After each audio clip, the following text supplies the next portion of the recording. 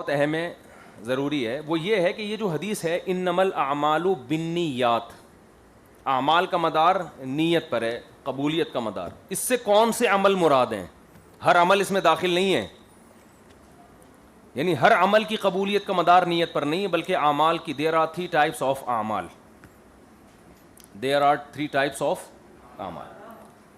ایک ہے جو خالصتاً عبادت ہیں، طاعت ہیں، نیکی ہیں، عبادت جیسے نماز ہے، روزہ ہے، حج ہے، زکوٰۃ ہے، ٹھیک ہے نا. ایک وہ اعمال ہیں جو مباحات میں آتے ہیں، نہ ان کا کرنا واجب نہ ان کا چھوڑنا واجب، خالص مباح کام جو بذات خود عبادت نہیں ہے، کھانا پینا چلنا گپ شپ لگانا ورزش کرنا، صحیح ہے نا. ایک شہر سے دوسرے شہر شفٹ ہو جانا، ہجرت میں یہی ہوتا ہے نا، آپ ایک علاقہ چھوڑ کر کہاں جا رہے ہیں؟ دوسرے علاقے. تو ہجرت بذات خود کیا ہے؟ مباح عمل ہے. تیسرا وہ عمل ہے جو گناہ ہے، خالص ناجائز ہے، حرام ہے. تو جو کام ناجائز اور حرام ہیں ان میں نیت سے وہ اچھے نہیں بن جاتے، کتنی اچھی نیت ہو. ایک آدمی شراب پی رہا ہے اس نیت کے ساتھ کہ اس سے میرا دماغ ریلیکس ہوگا تو میں اللہ کی عبادت زیادہ اچھے طریقے سے کر سکوں گا. ایک آدمی کسی شرابی کو تبلیغ کرنے کے لیے جاتے، بہت اہم موضوع آج کل، اس کے بھی عمل نہیں ہو رہا. ایک آدمی شراب خانے جاتا ہے دین کی دعوت دینے کے لیے، شرابی کہتے ہیں ہم تمہاری بات اس شرط پہ سنیں گے کہ ایک گھونٹ تم بھی پیو. اب آپ کہتے ہو کہ یار اگر میں نے گھونٹ نہیں پیا تو یہ مجھے شراب خانے سے نکال دیں گے، میری بات نہیں سنیں گے اور یہ ہمیشہ شراب میں رہیں گے اور بالآخر جہنم میں جائیں گے. تو اگر میں ایک گھونٹ پی لوں اور اس کی وجہ سے ان کا دل نرم ہو جائے اور یہ میری بات سننے پر آمادہ ہو جائیں تو اس کی وجہ سے، اور ایک گھونٹ سے مجھے تو نشہ بھی نہیں آئے گا اور عادت بھی نہیں پڑے گی اور میں مضبوط آدمی بھی ہوں، لیکن اس کا فائدہ یہ ہوگا یہ درجنوں اور سینکڑوں لوگ جہنم کی آگ سے بچ جائیں گے. یہ ہوتا ہے نا لاجک، آج کل ٹیکنیکل قسم کی لاجکس لوگوں کے پاس بہت زیادہ ہے کہ ایک گھونٹ سے مجھے کوئی نقصان نہیں ہوگا، نہ مجھے نشہ چڑھے گا. لیکن یہ کہ اتنے لوگ، پھر ان میں بڑے بڑے لوگ ہیں اپر لیول کے، اور پھر یہ آگے 10 کو تبلیغ کریں گے، پھر تو ایسے تو آدھے ملک کے آدھے شرابی جہنم سے بچ جائیں گے. آپ کو 100% یقین بھی ہو کہ بچ جائیں گے، نیت کتنی اچھی ہے آپ کی، مگر آپ کے لیے ایک گھونٹ پینا اس بیس پر حلال نہیں ہے، کیونکہ یہ معصیت ہے، گناہ ہے. اس میں آپ کتنی اچھی نیت کر لیں، کتنے اچھے لیول لگا لیں، کسی اچھی نیت کی وجہ سے جو گناہ ہے وہ حلال نہیں ہوتا. سمجھتے ہو؟ اسی طرح یاد رکھو جھوٹ بولنا بھی گناہ ہے یا نہیں ہے؟ توریہ کرنے کی شریعت میں بعض مواقع پر اجازت ہے. تبلیغ کی نیت سے بھی آپ توریہ کر سکتے ہیں، گول مول بات، ایک دم کلیئر کٹ بات کرنے سے بعض دفعہ سامنے والا بدک جاتا ہے. لیکن سفید شریعت کو بدل دینا، آپ کسی فنکار اداکار یا کسی لبرل آدمی کو دین کے قریب لانے کے لیے شریعت کے احکام ہی کو گھمانا شروع کر دو کہ تاکہ یہ لوگ دین کے قریب آ جائیں.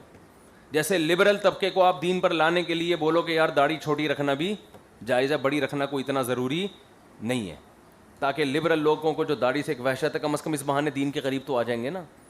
اس کی آپ کو پرمیشن بولو نا نہیں ہے، کیونکہ یہ غلط مسئلہ ہو گیا نا، تو حرام ہے، معصیت ہے. آف اللحا وقص الشوارب حدیث میں آتا ہے داڑھی بڑھاؤ، بخاری مسلم کی متفقون علیہ صحیح احادیث ہیں، تمام آسمانی مذاہب اس پر متفق ہیں. تو اب آپ یوں تو کر سکتے ہو کہ یہ مسئلہ بیان ہی نہ کرو، آپ ہر مسئلہ ہر جگہ بیان کرنے کا نہیں ہوتا. لبرل لوگوں کو دین کے قریب لانے کے لیے کہ پہلے یار نہیں نماز روزے پر آ جائیں، داڑھی کے مسئلے بعد میں، ابھی اتنا ان کا مینٹل لیول نہیں ہے نا، ان کے لیول سے اوپر کی بات ہو جائے گی. وہ نماز نہیں پڑھ رہا، وہ اسلام کو برا بلا کہہ رہے، ایک دم داڑھی سے شروع کر دیں ہم، کیا خیال ہے؟ تو خاموشی اختیار کی جا سکتی ہے، لیکن یہ نہیں ہو سکتا کہ کوئی آپ سے آ کے پوچھے تو آپ جواب میں کہو کہ جی دین کے قریب کرنے کے لیے ہاں بھائی کوئی اسلام میں اتنی ضروری نہیں ہے. تو ایسا نہیں ہے، اسلام میں داڑھی کاٹنا گناہ کبیرہ ہے. سمجھتے ہو کہ نہیں سمجھتے؟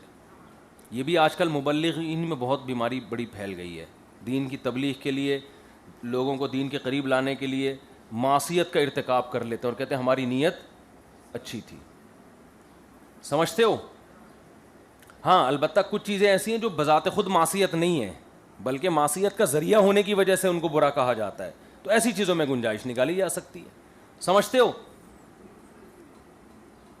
جیسے مخلوط ماحول میں جانا یہ بذات خود گناہ نہیں ہے, یہ اس لیے گناہ ہے کہ یہ گناہ یہ بے حیائی کو پھیلانے کا ذریعہ بنتی ہے یہ چیز.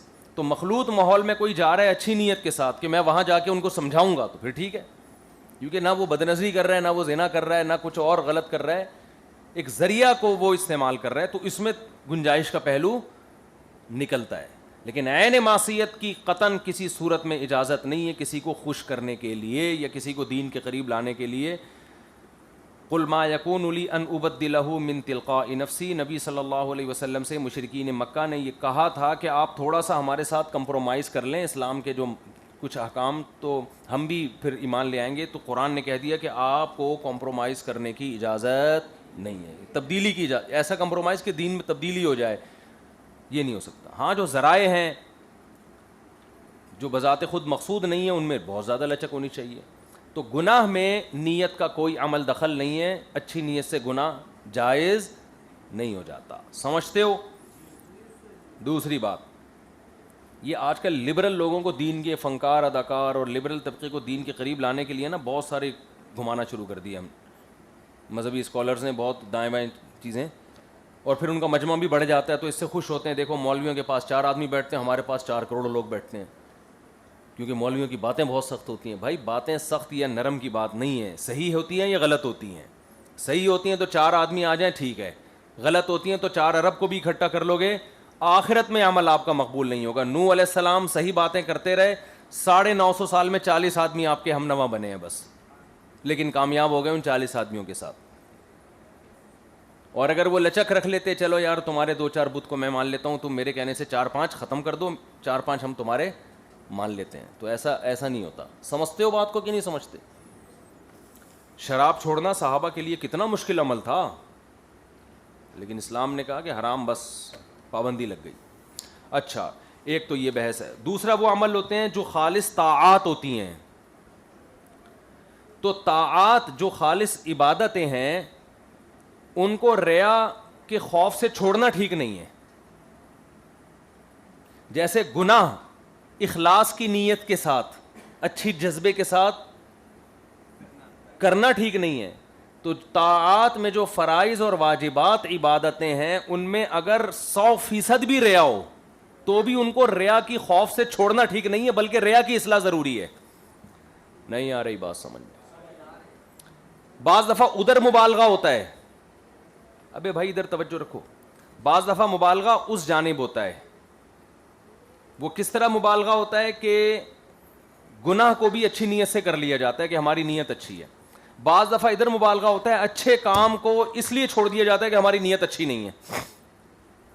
تو اگر وہ کام ضروری ہے, فرض واجب کے درجے میں ہے, تو ایسی صورت میں اس عمل کو نہیں چھوڑا جائے گا, چاہے اس میں ریاکاری ہو, بلکہ ریا کی اصلاح کی کوشش کی جائے گی.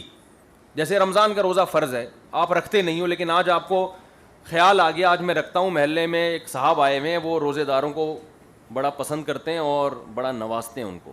افطاری ان کے ہاں بہت ٹائٹ ہوتی ہے, سحری کا بھی بڑا اچھا انتظام ہوتا ہے. اس نیت سے آپ نے روزہ رکھ لیا, ایک دم آپ کے دل میں آئے گا یار آج کبھی زندگی میں رکھا نہیں ہے, لیکن آج تو میری نیت ٹھیک نہیں ہے تو چھوڑ دو روزہ. نا نا نا نا نا, کسی بھی نیت سے رکھو, فرض ہے بہرحال. بولتے کیوں نہیں؟ رکھنا پڑے گا. ہاں نیت کو درست کرنے کی کوشش کرے انسان کہ یار تجھے شرم آنی چاہیے, زندگی میں تو کبھی رکھا نہیں, اور آج کباب کھانے کے لیے افطاری اچھی ملے گی یا واہ واہ ہو جائے گی, بلے بلے ہو جائے گی, یا لوگ کیا بولیں گے, شرم آ رہی ہے روزہ چھوڑتے ہوئے, تو کوئی بات نہیں, پھر بھی آپ کو رکھنا پڑے گا. ہاں اس ریا کا علاج کرو آپ کہ اپنی نیت کو کیا کرو, درست کرو. سمجھتے ہو؟